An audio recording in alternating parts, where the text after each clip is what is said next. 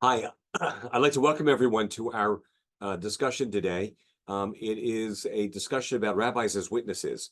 A number of us have had the opportunity to travel to Israel in various contexts, and some of us have not. Some of us are thinking of going, some of us don't have the ability to go.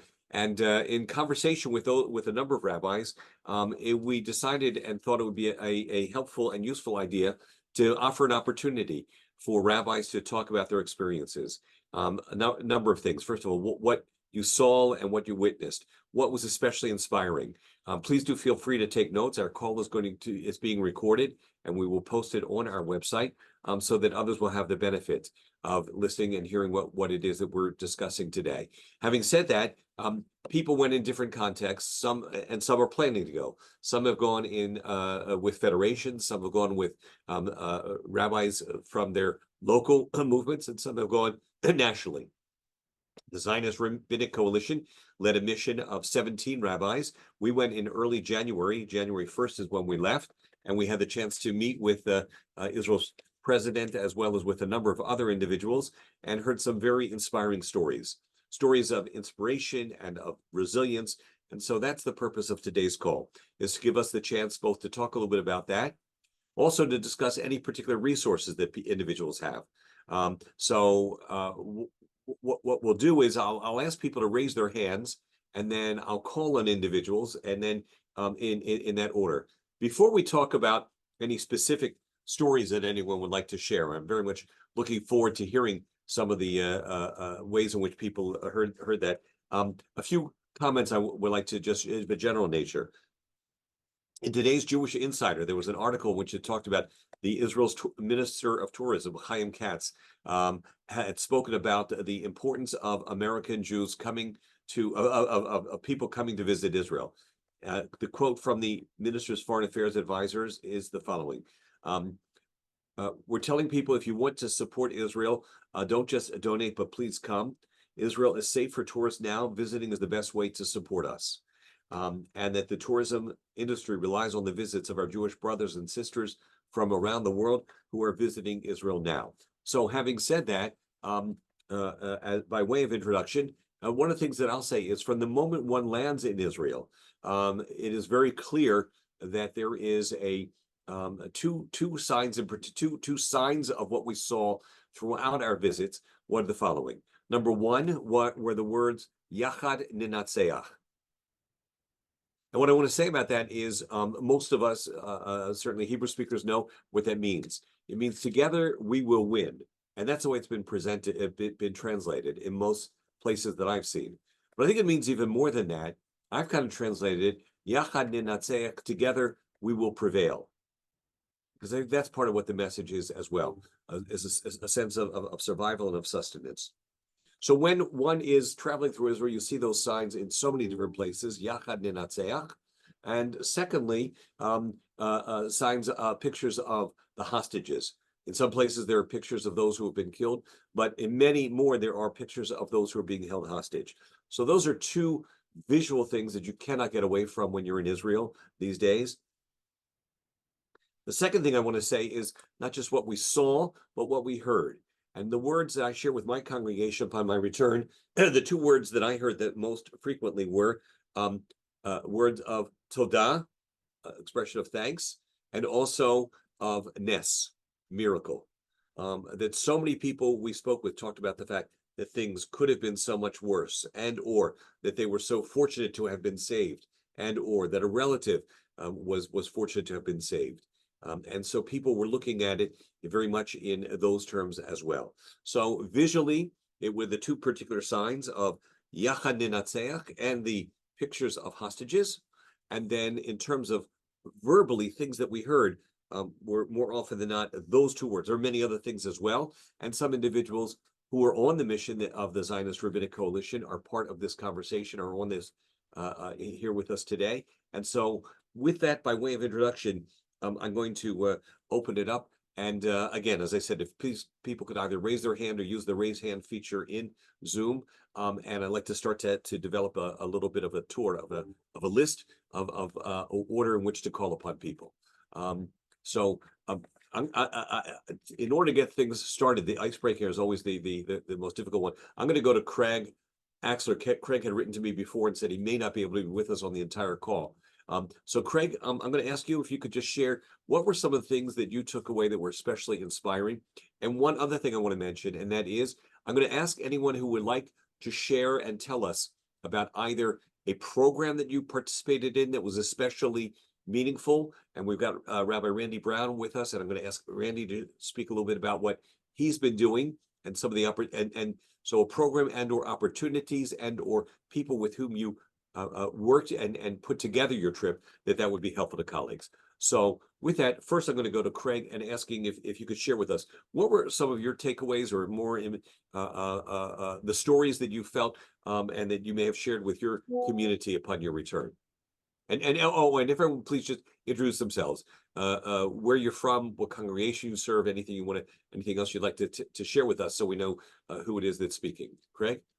Sure. So I'm Craig Axler. I'm the senior rabbi at Temple Isaiah in Columbia, Maryland. So smack dab between Baltimore and DC. And I was grateful to be able to travel with ZRC on this group, in part because it was a truly trans-denominational or beyond denominational group. It was a really diverse group. I think it was a politically diverse group, and what bound us together was this sense of truly being Zionist rabbis, and I think that was definitional to being on this ZRC mission. Without a doubt, for me, the most impactful piece of the mission itself was touring in Kibbutz Kfar Aza, and being able to stand in the places and to hear from our guide, who was a child of the kibbutz, raising his children on the kibbutz, the stories of that day, and to go from house to house and area to area on the kibbutz, hearing the stories of those who survived, hearing the stories of those who were slaughtered on that day. And it was, for me, the hardest piece of that day was walking through the section of the kibbutz that's the youth village. And what it brought for me really was this visceral memory, because if anyone like me had the chance to live on a kibbutz for an extended period of time, I spent my junior year of college living on Kibbutz Sorah on a Reform Movement year-long program, and it was held in the youth, where we lived was basically a part of the youth village. And I think, basically all kibbutzim, the youth village looks like the same thing. It's like, this place where teenagers basically run wild, and couches are everywhere, and beer bottles and empty liquor bottles, and posters and albums are stapled up to the wall, and all of that was still evident and still there. And on almost every door were the certificates from Zakah, saying that human remains had been removed from that house or from that apartment, and that all of those were young people, and the stories being told about how specifically when Hamas came into Kfar Aza, they specifically came directly and first to that youth village. For me, just the sense that those couches are still there, the hangout place is still there, and the faces of those whose lives came to an end in that youth village, they stay with me. I will say that on returning to the States, I feel as though really all I've been doing 24/7 has been Israel advocacy work. And I'm a rabbi in a congregation of about 700 families, and I feel like I have zero time to meet the needs of my members. And of course, I'm doing that at the same time because it's so driving me, and the responsibility of having borne witness and hearing the stories and being allowed into these spaces and talking with the people that we talked with has given me this responsibility to counter the narratives that are, as in so many of your communities, taking hold inside of my community at the county council meetings, in resolutions at our Human Rights Commission, just in the streets and neighbors, in terms of interfaith spaces and collaborative clergy places, where the very legitimacy of Israel's response to October 7th is being called into question. And so I'm frankly, like most of you, exhausted, and I feel like I'm spending all of my time doing that work. I don't regret that one bit, because I know that that I, compared to my friends and family in Israel, have by far the easier end of that deal. So I'm grateful to Stuart and to ZRC for the opportunity to travel, and for really what it was that was created in the space of just 3 days on the ground. Thank you. We're going to go Lisa next. Lisa, and then I see Eric has his hand up, so I'm going to lower it, but then Alan, and welcome other participants and individuals as well. Lisa. Hi, everybody. I was on the ZRC mission as well, and I see there are quite a few other people from that mission, so I'm not going to steal everybody's thunder. I'm going to just add a few things on the ZRC mission. Before I went on the ZRC mission, though, I was in Israel by myself, doing volunteer activities, mostly finding them through WhatsApp groups. So that's actually what I wanted to share first in terms of a tip. Is that if you are going on your own, or if you are planning a mission, that there are a lot of last minute needs that occur that you can't build into a mission ahead of time. Specifically, some of the agricultural needs have come across on some of the WhatsApp groups. There's one in particular that I was on, still am on, is 5784 efforts is what it's called. I think, and I think it reached capacity, so then it became called 5784 efforts 2, and then 3, and whatever iteration. But they will post agricultural needs day by day. Also making food for soldiers, barbecues, food for soldiers' wives. There is an organization called Eshet Chayal, or I don't know if it's an organization or if it's an initiative, and it's to make food and to bring flowers to the wives of soldiers, to the mothers of soldiers. So it's not just one group that is in need. So I wanted to point that out.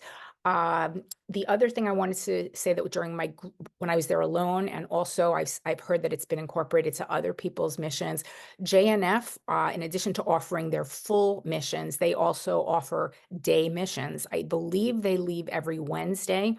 They need to have a certain minimum of people to go. There hasn't been one canceled yet, as far as I know, but mine was filled up. It had 40 people. But they're very attuned to what the specific agricultural needs are of the day, as opposed to just going to a place that they had planned all along that may not need something. The day that I went, we were picking grapefruit in Ness Tziona.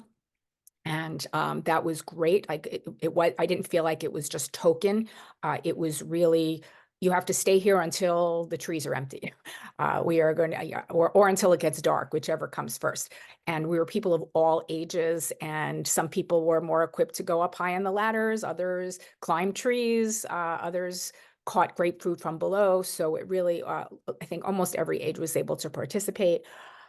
Another thing that I wanted to add, I guess, to what Craig said and to what Stuart said, the personal stories, hearing the personal stories is really impactful. And we heard some amazing speakers. It's crazy that we're calling them amazing speakers. They're not speakers by profession. They're speakers because of what's happened to them. And in it, we did hear from on the ZRC mission from Shira and Moshe Shapira, who are Aner Shapira's parents, and that was heartbreaking. Aner, as you may know, is the young man who was killed, one of the young men who was murdered at the Nova Festival. He was the best friend of Hirsch Poland Goldberg. And I know other groups have heard the Poland Goldberg speak to them about their efforts and their pain.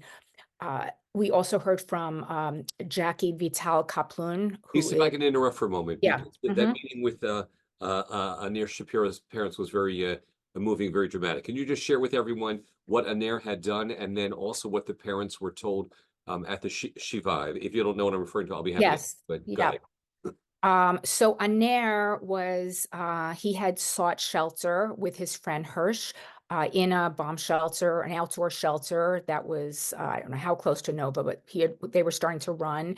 And there were about 20 some odd people in there. And at some point, Hamas people found them in there. Aner himself, he was the youngest in the group, early 20s, mid-20s, he blocked the door with his body, and he was taking grenades as they were being thrown into the bomb shelter. He was throwing them out to the terrorists, and he was able, this actually was captured on video. Some people may have seen this. And he caught the first, and then he caught the second and threw it back the third. And I think all the way up to 6, maybe 7. And then the last one killed him. And when we heard the parents speak, the father, Moshe, shared that his grandfather, maybe great grandfather, was one of the signatories of the Declaration of Independence of Israel. And he said, my grandfather, my great grandfather signed the Declaration of Independence with his pen. And my son, Aner, signed it with his blood. And it was heartbreaking. If you do hear from them or from any of the other survivors or victims' families, I would highly suggest that those particular meetings not be held around a meal. Ours was held at a meal, and the difference just in terms of that presentation versus the one by Jackie Vital Kaplon, who talked about her daughter Adi from Kibbutz Cholit, who was murdered while her children watched. The difference in presentation, it wasn't only about the stories being different. The problem with dinner, I don't know if you thought about this, Stuart, for whatever reason, the waiters were just not clued into the social cues of what was going on. And they were asking who wanted wine as they were telling this story. Like the pin drop silence was broken by people serving food and appetizers. And I just felt that was disrespectful to the family. And it was just awkward. But that wasn't anything we could have controlled. The waiters were just poor judgment on their parts. So just something I would think about. Another speaker who was excellent, if you can get him, and we heard him at ZRC, is Rami Davidian, who saved, I don't remember how many tons, 70. So let me hold some on like on that, crazy. Lisa.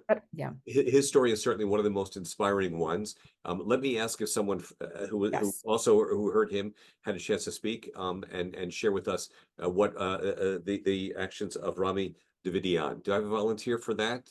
Eric, do you want to speak to that? Yeah, it's funny. I was getting prepared to say that I'm Rabbi Eric Fussfield with B'nai B'rith International and their Washington headquarters. I was part of this delegation, and I spoke at a synagogue in the area here in Northern Virginia last Shabbat, and this story of Rami Davidian, he saved, if I'm not mistaken, it was 750 people over a 48-hour. 750 people.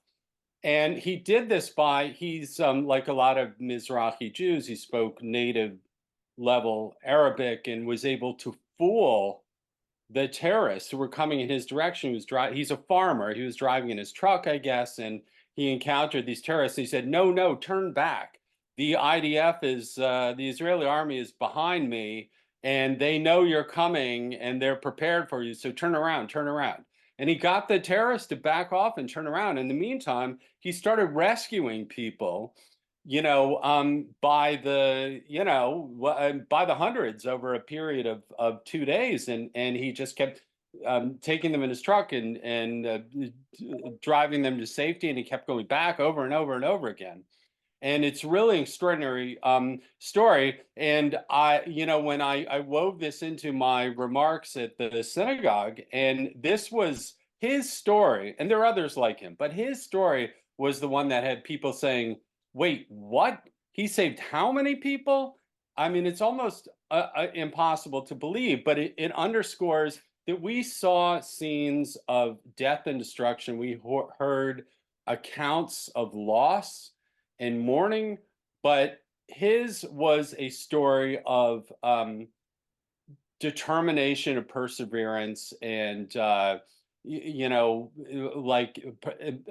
persistence. Like he was so determined to save his fellow citizens.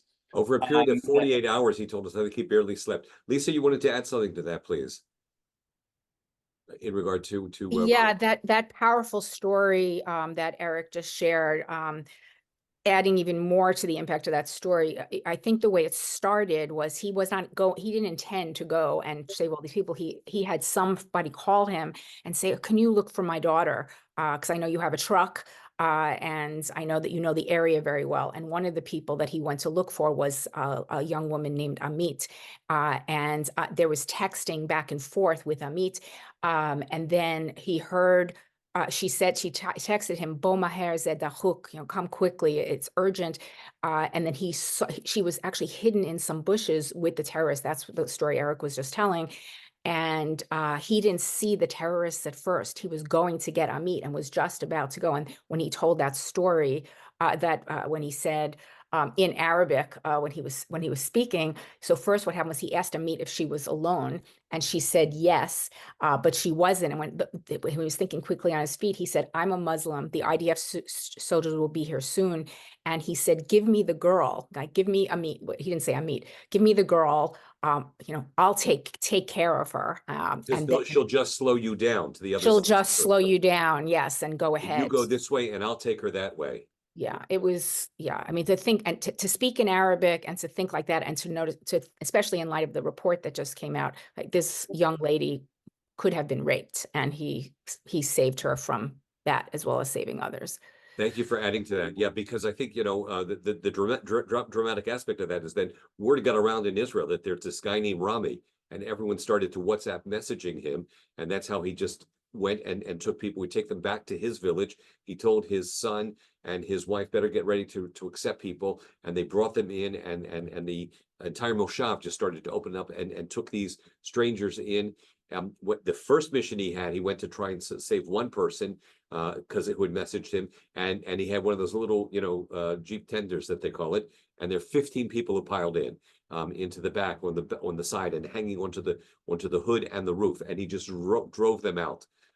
So just look for that. His name. He's considered a national hero. Let me go to somebody who wasn't necessarily on our mission, and then I'll come back to Alan, and then Eric, give you a chance to add a little more if you want.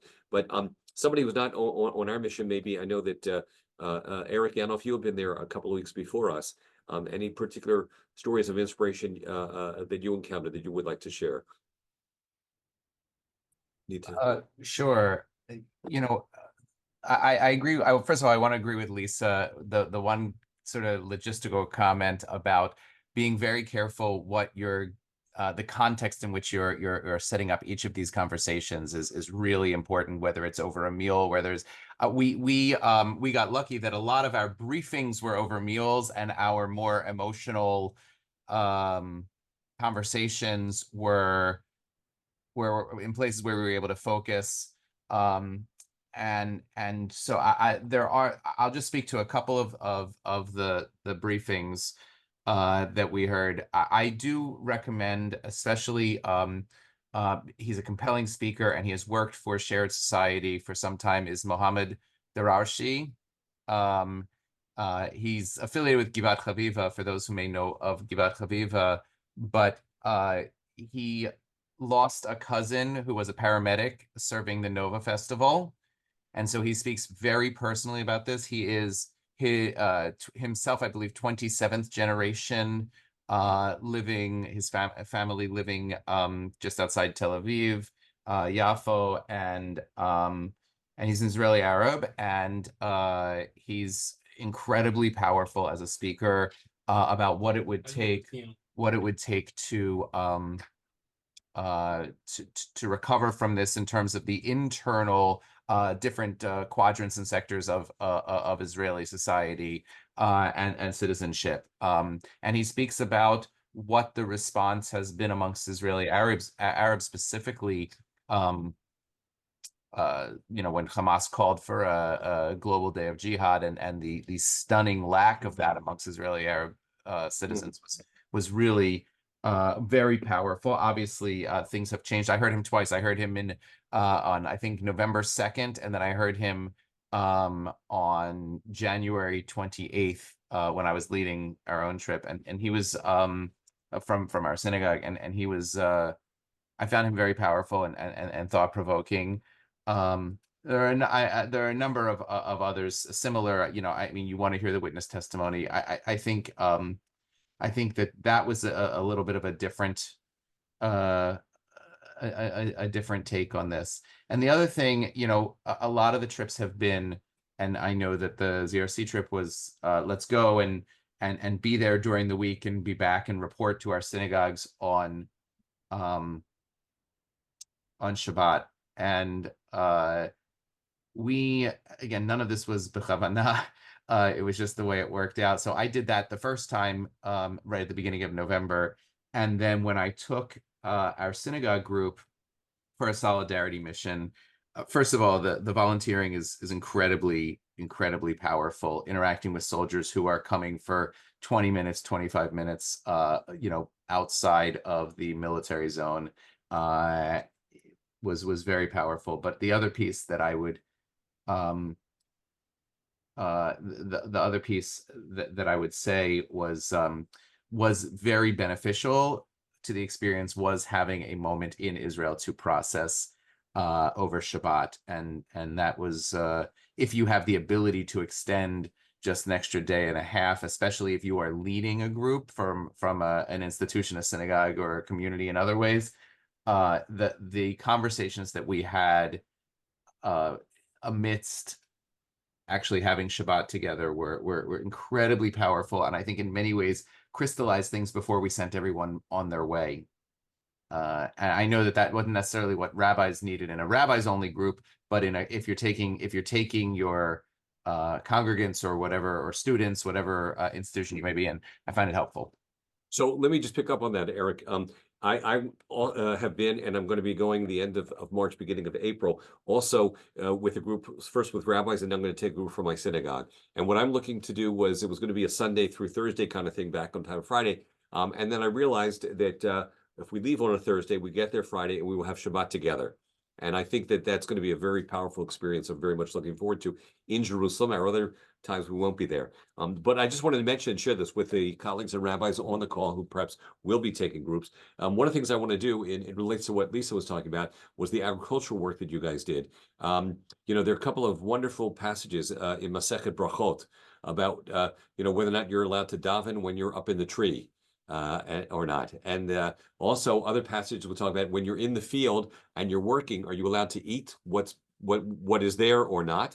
And it has to do with in Masechet Baba Metzia, whether or not it's been tithed and so on and so forth. So I thought on Shabbat afternoon, that's going to be a fun thing to teach, as we're actually going to be going out into the fields later in the week. So I just share that with colleagues as well.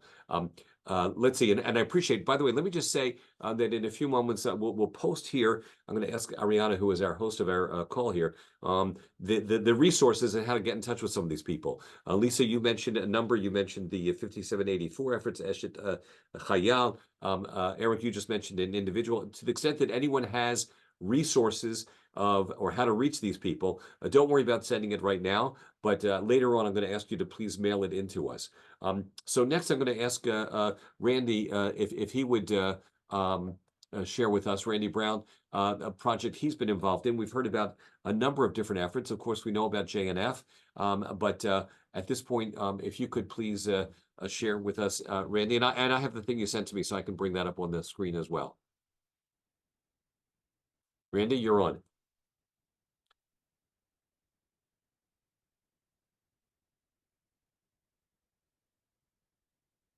I think you need to unmute.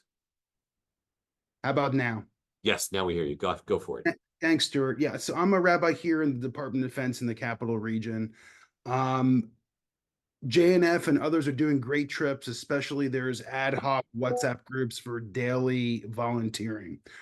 Back in October 17th, I kicked this off, and we have over 200 volunteers from 17 different countries. It's kind of a Saret Haklaut. If lay leaders were getting tired of pressing buttons and donating, they wanted to roll up their sleeves and make a difference. Our comparative advantage and differential is we do 5 days minimum of volunteering. So the learning curve, if you do a great, day of volunteering, fantastic, they need it. The farmers we're working with directly they are not part of collectives, so they don't have leverage or getting any kind of communal governmental support. So when we have 50 volunteers for the week, they're depending on us. Otherwise, their crops are not harvested. We're based in Jerusalem. We have excellent rates. We're doing full tours for different federations and different synagogues from around the world, actually. We're based in Jerusalem. Our farms in Carmel Yosef, as well as Ashdod and Beit Shemesh. So your breakfast is at 6:30, 7 o'clock, you're on the bus. By 8 o'clock, you're already working, have lunch on the farm, and then you're back in Jerusalem by 4 o'clock. This is just really an opportunity. You can go on our website, you can contact me offline. Everybody's having transformative experiences. I'll leave it there and answer any questions. Beautiful. Thank you so much, Randy, both for what you're doing and for that for the whole aspect of that. If anybody has any questions, please feel free to share them now. And there you mentioned Sarel. Is there anyone who has worked with Sarel, by the way, that they would like to share any of those experiences? Also, we welcome any comments on that. Anybody? Okay, I don't see my whole screen here. There we go. Okay. Next, let's see. I think Alan Isser, you had your hand up. Alan? Thank you. I was on the ZRC mission. I'm not a pulpit rabbi. I'm an academic. I just take the conversation a slightly different direction. Just two suggestions. One is to urge your congregants and community to read the Israeli press. There are a variety of sources available in English. I'm sure you're all familiar with them, so I'm not going to repeat them. But really, you get a very different picture from if you just read the New York Times, Washington Post, AP, or CNN. And I think it's very important because sometimes it feels like it's two different wars that you're reading about when you read the Israeli press and read the American and international press. The other thing that I've sort of made my advocacy project that I think is very important is to bear witness by speaking in churches. I've reached out to a number of churches and clergy I know, and I'm starting to get dates to speak. And the narrative, particularly in the liberal mainstream churches, UCC, Presbyterian, and Methodist churches, it is quite hostile to Israel and has been for a while. But there are individual pastors that are open to hearing another side of the story. I've also reached out to the local AME church because I know the pastor there. And as some of you may know, the AME church announced not only they're in favor of a ceasefire, but they are urging the United States not to send any more weapons to Israel.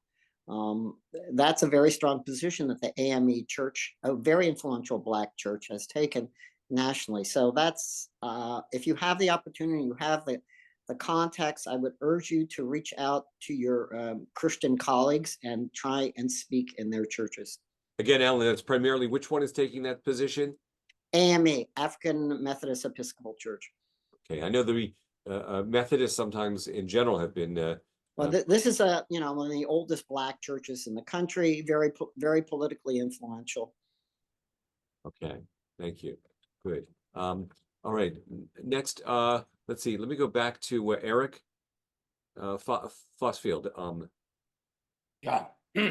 Well, I was going to say, I think, Stuart, you captured nicely this expression of gratitude on the part of the Israelis. They kept saying Todah to us. And one thing that I didn't share with the delegation is that for me, this started in the airport in Los Angeles, where I departed because I'd been visiting in-laws out there. But the woman who was running security for El Al at the airport said, okay, why are you going to Israel? Huh. And I said, I'm traveling with a group of pro-Israel rabbis from the United States. And we're on our way to show support for Israel because there's been, a lot of negative reaction to Israel and its operations from within the Jewish community. We want to show that the rabbinate supports Israel. And she said, I'm so touched right now. I Wow. want to cry. You know, by what you're doing in this mission. And like, you don't expect someone in the security end to, you know, put it in those terms, Sure. but she did. So I had that sense very early on, reinforced many times during the course of the mission. I want to also say, regarding Kfar Aza, the the hollowed out remains of this kibbutz, there are few things in that you will witness in life. I remember going to the Peace Garden in Hiroshima, Japan, which left an indelible image in my mind. Kfar Aza was like that. And I remember saying to the people around me when we went through it, when we walked through it, this is what Kristallnacht must have looked like. And I realized afterward, after some reflection, no, it's worse than Kristallnacht. It's worse because Kristallnacht was about instilling fear and intimidation mostly. There were mass arrests and smashed windows. And no, this was mass murder. This is how can we kill as many people as possible, and we will use all, you know, light homes on fire, pour gasoline in them, so forth. And you don't really have, this is one of these experiences where there's no substitute for being there in person and witnessing in person, and then bring back your witness experience to your own community and share it with them so they understand what Israel is up against. So these are reasons, as I said to the congregation I spoke to on Shabbat, you should all find a time to visit Israel and be prepared to receive the thanks that they will confer upon you, but also witness things and be prepared to help and volunteer and all of that. And I just want to add another note. We visited President Isaac Herzog in his residence at Beit Hanassi, and you know, I had a chuckle with Stuart because you know, when I told the president I was from B'nai B'rith, he knows B'nai B'rith well, but he was less interested in hearing from me because he wanted to hear from local communities. You have there, you know, a rabbi of a congregation in Columbia, Maryland. We've already heard from Topeka, Kansas, other places. And he knows America pretty well, but he really wanted to know, well, what is the state of things in Topeka or anywhere else? I mean, with respect to support for Israel or the fight against the anti-Semitism and all these things. So he's deeply interested in what's happening in this country, not just at the national level with Joe Biden and Tony Blinken, but on the grassroots Very level much so. where communities are living through this. And so I'll just close by saying, you know, Craig, you said you're doing pro-Israel advocacy 24/7. I feel like I'm up to about 34/7 now with respect to the Wow. pro-Israel stuff and the combating anti-Semitism. My wife feels like it's affecting my mental health, but you know, we need to do this work. And if I can be helpful to anybody as you work through these issues in your communities, I'm happy to do that. Thank you so much, Eric. I really appreciate that. You're 100% right. The president was unlike most politicians, he was really much more interested in what we had to say than what he had to say. I just want to point out that the Zionist Rabbinic Coalition about 3 weeks ago did organize with a group of Christian ministers and pastors a lobbying effort on the Hill, in which we visited between 20 to 30 different offices. We had over 70 clergy, Jewish and Christian, who went in groups of anywhere from 3 to 5, of which there was definitely at least one rabbi in each group and at least one minister in each group, and spoke with members of Congress and their offices to let them know that support for Israel is broad-based. It is and it is both wide and thick and deep. And so we will be having our next annual conference of the Zionist Rabbinic Coalition, May 20 to 22. And as a result and an outgrowth of what the importance of what we saw, we're going to do something we did not do in our first two conferences, and that is that we will be actually going to Congress and having a chance to meet with different members of Congress, of the Senate, in order to talk about our support for Israel. But this concern of how we are doing and how we're dealing with anti-Semitism certainly came through in many instances that we were there. So I see Leonid Feldman has just joined us. Leonid, welcome. Are you in Israel right now, by the way? Yes, I am. So thank you. I know you just joined the call, but rabbis who have recently been there, have led trips, are sharing some of the very powerful stories of inspiration and resilience that we saw in so many different ways. I would love to give you a chance to share with us, as someone who's living in Israel, any perspective that you would like for us to be aware of. Want me to say a few words now? Please, if you'd like to. Yeah. Well, I am sorry I missed the other statements, but basically, the most important thing that I want to say is that it's been the worst of times and the best of times. I think that the unity of this nation, the brotherhood, the sense of camaraderie, the sense of voluntarism and helping each other is, I don't think Israel ever experienced anything like this. And the hope is that this will continue. And it's on so many levels. And every day we discover another project. I was walking in Netanya last week, and coffee shops, anybody in uniform, cappuccino on us, like cafe afuch on us and stuff like this. People stop soldiers and say, we thank you for your service, like Americans do at airports when they see somebody in a uniform. There are basically new topics of conversation now that people are talking about the wounded. We've been talking about those who are killed, those who were raped, and those who are hostages, and the families of those who are serving, and the milyumniks who are coming back and traumatized and so on.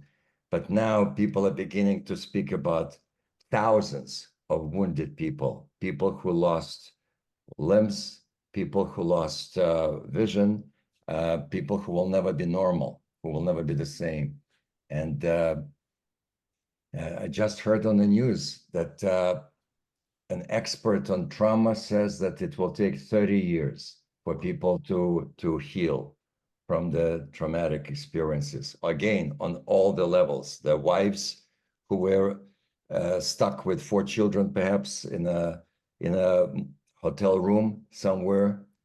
This is another thing that the displaced people, they're basically refugees in their own country, and they're beginning to express anger now. People are beginning to say, so when and how are they going to come back? Is there a plan? And it doesn't look like the government has a particular plan in terms of the timing and so on. Interestingly enough, some people have begun to go back. Imagine going to the burned house. Imagine walking into your bedroom for the first time in 4 months. And what do you discover there? And all the images. So this is what we have to kind of think about. It's an amazing miracle what the society has been able to do overnight, from total discord to total unity. And that's the hope. The hope is that it will continue, God willing. Although we already see, of course, politicking, people taking sides and stuff like this, but still the unity is incredible. And all these new non-profit organizations that have come up. The cooking is the big thing here. Picking up flowers. My shul, I go to a shul here I live in Tel Aviv, and my shul every couple of weeks on a Thursday says, if you want to pick up flowers for Shabbat, we're taking a bus at 7 o'clock. Let's go down there and pick up flowers so the economy will continue. Most of us volunteered also in agriculture. I'm an expert in picking up olives now. I can explain to you how to do this in the most efficient way. Anyway, so these are thoughts without thank you so much. much. It's a wonderful picture and insight into what's going on, as was said earlier, beyond the headlines, both in terms of what we see in America as well as there as well. So thank you, Leo. Correct. And the fact is that the interesting thing is that the Israelis are concerned about you. Everybody here is talking about what's happening to America. This is not the same America that we all know, and people are concerned. Thank you. Yet life goes on. At least in major cities, I see Tel Aviv. You cannot get a table. Tonight is Thursday night. Go try find a table in a coffee shop, in a restaurant. People are out. Life goes on, which is classic Tel Aviv, classic Israeli, basically. Very much so. Lo lefachet lirkod. We are going to continue dancing. Oh, nafsik l'kol. I just read today, maybe it was on Times of Israel, that there is a special bar for the survivors of Nova Festival. People go there and open up. They just sit with a beer and they share stories. Huh. And again, this is all about healing. It's about holding each other. It's about hugging each other. And that's what we need. Thank you. And, Good. Let me get a couple more before, because we want to about 15 minutes left. Arthur Weiner, and then back to Lisa. And if anyone else would like to say anything, please either send me a quick message in the chat or raise your hand. So Arthur, and then Lisa. Thank you, Stuart. Good afternoon, everybody. Glad to see you all. Glad to see my new friends and colleagues that I met while traveling with the ZRC mission in January. It was great to see you then. It's good to see you today. I'll try to be brief, and my order will be somewhat random. I just want to pick out something that Leonid, my old classmate from seminary, said.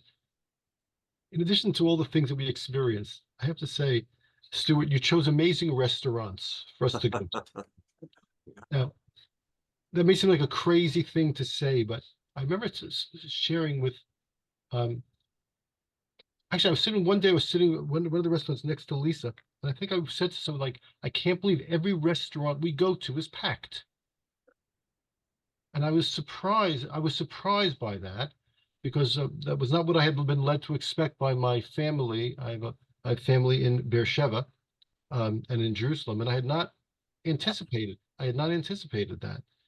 And I get the sense these are restaurants that are frequented by Israelis as opposed to tourists.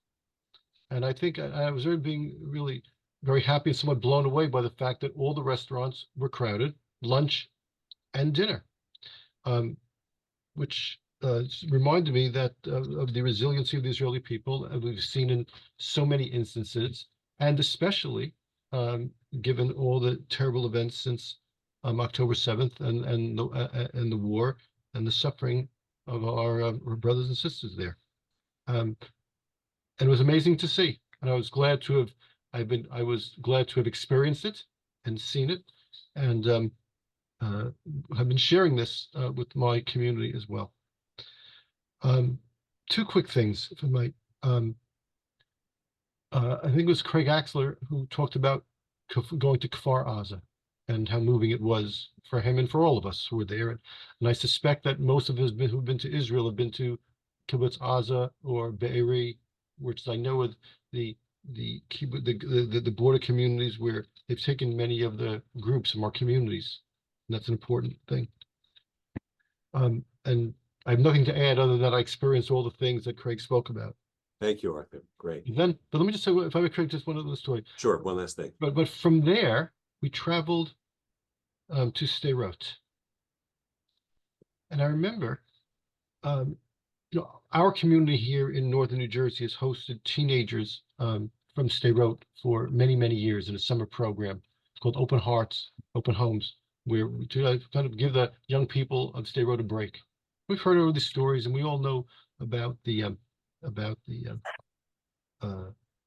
almost constant bombardment that the people of Sderot have been living with for so many years.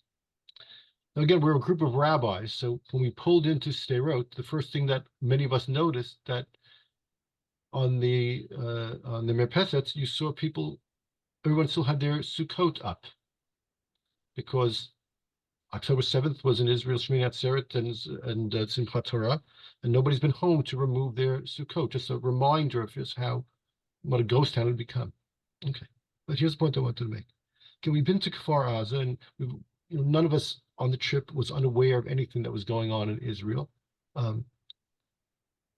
But this is something that I was not prepared for. When we got to Sderot, it was strange. We got to Sderot, there was like a 20-minute, 30-minute interlude where we seemed to have gotten there before they were ready for us. But those who there will remember that we went inside for a tour of the security office and what have you. We met with people who were on duty on October 7th. And then they showed us the unedited video of the first terrorist attack in Sderot on that day. You all remember that? Who on the Georgia?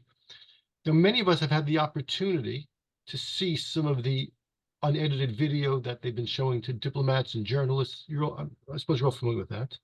I had the opportunity in my community, and I did not choose to do that. You know, I am like you, experienced rabbi. I'm a former Navy officer. I know what the destructive force of weapons can do. It's not a surprise to me. Okay? But for whatever reason, I didn't think I was aware that we'd be seeing the unedited video. And to say that the experience was important and moving and horrible and all the things you can imagine all at once. For those who remember, it was the experience of a family in a car being attacked, the father and the mother being killed, and eventually policemen who came to the rescue of the children who somehow survived the initial attack. And that's really, of all the things that we experienced, that's been one that's been on my mind every single day since I've returned. And then one last thing, in terms of project, on the first day of the trip, we visited the Office of United Hatzalah, which many of you are familiar with. The work they do is incredible, astounding, amazing. To me, it's one of the true, most wonderful expressions of Zionism I've ever experienced in my entire life. And our community is just at the beginning stages of putting together a program to raise money for one of the ambulances or ambulance that they need. And with your permission, Stuart, when we get this going, I'd like to share this with the group. If anybody wants to jump aboard and donate, I thank you in advance. Thank you. That's great. We're going to go to Lisa. Before we do that, though, I just want to mention a few things, and then I'm going to save one story at the end about United Hatzalah that I think is an inspiring one. But what first of all is to remind everyone to please send, if you have resources, speakers or organizations that you've been with that would be meaningful, to send them to Ariana at starburstcommunications.com. Ariana spelled Ariana at starburstcommunications.com. We'll send that out to everyone as well. I think part of what I want to say is several takeaways. Number one, it's important for us who have been witnesses, who know to come back in order to counter the media, the impression given by the media of what's going on.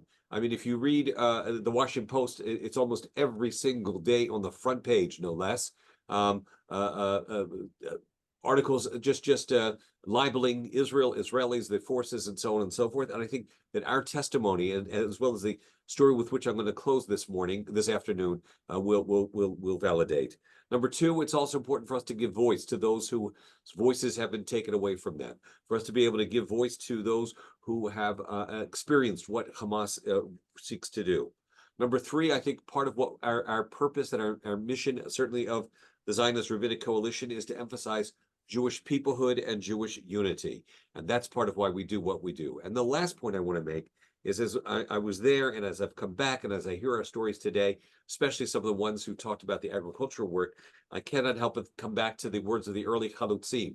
I think it was Aleph Dalet Gordon who said, Anu banu arza livnot ulehibanot. We come to Israel to build and to be built. And that is certainly very true as well. So with that, Lisa, and then after Lisa, I have one last closing comment, unless anyone else has anything else to share. Lisa, you're on. Yes. So one, I wouldn't know if I'd call this a tip or a suggestion for meaningful missions for rabbis. One thing that happened for us organically, we didn't build it into the schedule, but we did have some prayer opportunities, some davening opportunities, and I know oftentimes, like when Orthodox groups get together, they don't plan a minyan, but if someone has to say Kaddish, then there's like minyan on the fly. And there was a minyan on the fly in Givat Zev, not in Givat Zev, in Kfar Aza. And in Kfar Aza, but what happened in Kfar Aza was a group of us just independently went to the Beit Knesset, the shul, chapel, whatever you want to call it, at Kfar Aza, and we daven mincha. And it seemed to me that if there are going to be synagogue groups, depending on your denomination, of course, and people's comfort level, maybe not make it required, but I think bearing witness doesn't only mean what you do and say after you leave, but also there as well an opportunity to say El Malei Rachamim, to say Kaddish, to do the Tehillim that people have been saying every day, Psalm 130. So I would highly recommend, suggest building that into programs. We also daven mincha, I think, at Hostage Square. 2 volunteer opportunities that I wanted to share that we didn't do on the ZRC mission, but that I found on my own that were extremely meaningful. One was tying tzitzit knots, which sounds like a little crazy, like of all the things to do, why that? But there is a synagogue in Jerusalem on Bruria that they're putting together. They have these green T-shirts that they attach tzitzit to, and apparently many chilonim as well as religious Israelis have been requesting them, and they can't wear the ones who are religious and who were wearing tzitzit before need to kind of change them out for these standard army ones. If you want to have the strings attached, they're army green.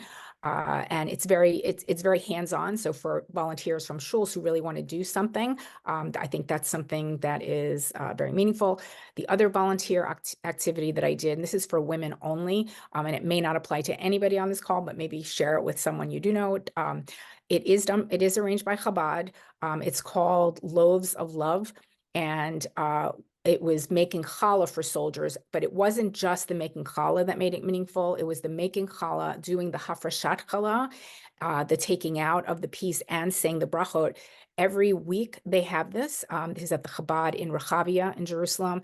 And every week they have a woman who is directly affected by or directly connected to a hostage or to a murder victim. Leads the Hafrashat Challah. And the week that I went, the woman who spoke was Efrat Moore. She is the mother of Eitan Moore, who was a security guard at Nova, and he is believed to be a hostage. She had no idea he was missing for a few days because she's Haredi, and her son is a chozer b'she'elah, I guess you'd want to call him. He left. He's no longer religious. She knew he wasn't religious, but it didn't occur to her that he would be out at a party guarding on Simchat Torah. That just wasn't part of her calculus, and it didn't. It's a very powerful story, and what made it was so meaningful that she did the blessing for taking al challah, but also at the Chabad event, what was really I felt, I don't want to say uplifting. How could any of this be uplifting? They actually had music. So at the same time that there was this very sad, horrific story being shared, and we were bearing witness to that story, there was also a band that was playing Mitzvah Gedola Liot B'Simcha Tamid. It's a big mitzvah to always be happy. And that, piggybacking on what Leonid said, is like, this is what Jews do best. This is what Israelis do best. Like it's Israelis who were dancing and singing. And even Efrat Moore and her 2 young daughters were dancing, even after just sharing the story. And I thought one of my net takeaways from the ZRC mission and from being in Israel at this historic time is I've always known this in my head, but to experience and to see the way Israelis, the way Jews, but I think Israelis more than any Jews, really know how to hold simultaneously sadness and grief on the one hand, and then simcha on the other hand. It happens simultaneously. It's gilu bira ada, as it says in Tehillim, that we're supposed to rejoice with trembling. One of the reasons we break a glass at a wedding is so that we're reminded of sad at a happy time. And here in Israel, in this very sad time, there's this happiness also happening simultaneously. So I know Stuart started this meeting by sharing with us various visuals and then words that were kind of repetitive or thematic. And one of the words he mentioned Yachad Ninatseach and Nes and Todah. But I wanted to add to Todah the word Simcha, which Leon had added. And then the last one phrase that I wanted to end my remarks with today is just, I saw it on a couple of buildings. I had to do a double take. I thought it was a typo, a miswriting, a misspelling. Instead of im ein anili mili, not if I am not for myself, who will be for me? It said im ein ami li mili. If my nation is not for me, who will be for me? And I think that's a very important task for all of us, is to remember that we are part of this Ami, and especially in the United States with all that is going on, all the anti-Semitism. That's a quote that can really serve us well. Beautiful. Thank you so much, Lisa. I hesitate to add anything because that was so, it would be anticlimactic, but really, let me just mention that when we went to Israel's new National Library, we were greeted there by Salai Meridor, former ambassador of the United States, who is now the head of the library. And in there are chairs with pictures of each of the Hatufim, with a book that is meaningful that the family has chosen. And when he met with us, he said, Boker Tov, and then he added quickly, to the extent that anything can be Tov these days. And so there is very much that sense that we're very much still in October 8th. And so I'll close with the story of Eli Beer. Eli Beer may be somebody that some of you know. He is the gentleman who started the United Hatzalah program. And he talked about the fact when his son came back from having served in Gaza for a brief Shabbat period of 24 hours or so, he asked his son, what was the moment you're most proud of and that was most significant about your service in Gaza so far? And he proceeded to tell his father the fact that when they were in Gaza, they happened to see a young Palestinian girl who was out in the open, who was clearly wounded. And so at risk of their own lives, because they then were going into an open area, he and other individuals brought the girl out and eventually took her to a hospital within Israel to make sure that she would her life would be saved. And his father said, that's the moment you're most proud of? And he said, absolutely. And the contrast with the Hamasnik who shared the nachas with his parents that he had killed 10 Jews with his own hands. And then Eli concluded the story by saying that his son said to him, when he asked him, why did you do this? He said, I did it not because she was Jewish, but because I am, and we are. And so there are many, many stories of our people which can give us a sense of both pride as well as a sense of purpose. And that's part of what we do. So I thank everyone for sharing on this call. It's been extraordinary. We will send out the call so individuals can hear it, as well as we'll send out, try and collect resources for all. Please remember and mark your calendars. Try and join us May 20 to 22nd. The theme of our conference will be October 7th. Where do we go from here? So Toda Rabban and early Shabbat Shalom to everybody. Thank you all for sharing. Shalom. Yasher koach. Thanks.